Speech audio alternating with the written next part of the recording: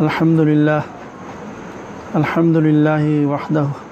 والصلاة والسلام علی من لا نبی بعدہ اما بعد فاعوذ باللہ من الشیطان الرجیم بسم اللہ الرحمن الرحیم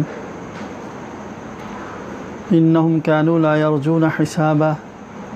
وکذبوا بآیاتنا کذابا وکل شیء احصیناہ کتابا فذوقوا فلن نزیدکم الا عذابا۔ بے شک وہ لوگ قیامت کے حساب پر یقین نہیں رکھتے تھے، وَكَذَّبُوا بِآيَاتِنَا كِذَّابًا، اور انہوں نے ہماری آیتوں کو بڑھ چڑھ کر جھٹلایا، وَكُلَّ شَيْءٍ أَحْصَيْنَاهُ،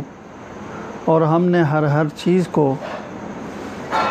احصیناہ کتابہ لکھ کر کے محفوظ رکھا ہے۔ فذوقوا فلن نزیدکم الا عذابا، ان سے کہا جائے گا اب مزہ چکھو، اس لیے کہ ہم تمہارے لیے سزا کے سوا کسی چیز میں اضافہ نہیں کریں گے۔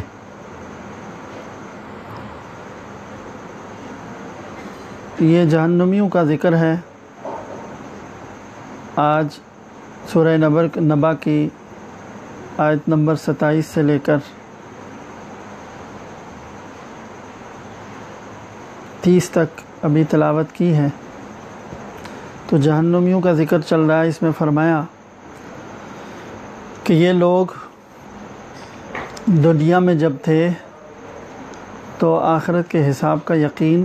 نہیں تھا ان کو، اور آخرت پر یقین نہ ہونے کی وجہ سے ہماری آیات کو بڑھ چڑھ کر جھٹلاتے تھے۔ تو ہم سے کوئی چیز مخفی نہیں ہے، ایک ایک چیز لکھ کر کے محفوظ رکھی ہے، اور آج پھر یہی ان کو قیامت کے دن کہا جائے گا کہ اب مزہ چکھو، ہمارے پاس تمہارے لیے تمہاری سزا میں اضافے کے سوا کچھ نہیں۔ جہنمیوں کو جو عذاب ہوگا اس کی کئی شکلیں ہیں۔ تنبیہ الغافلین میں لکھا ہے کہ جب جہنمی عذاب جہنم کے اندر پریشانی کے حالات میں شدید پیاس کی وجہ سے وہ چیخیں گے اور پانی مانگیں گے، تو ایک بادل ظاہر ہوگا، اور اس بادل کی طرف امید سے دیکھیں گے، وہ ان کے سروں کے برابر آ کر اس کے اندر سے جو چیز برسے گی وہ اونٹ کی بختی، اونٹ کی گردن کی شکل میں، یا اونٹ کے برابر سانپ اور بچھو ہوں گے جو ان پر برسیں گے، اور وہ سانپ اور بچھو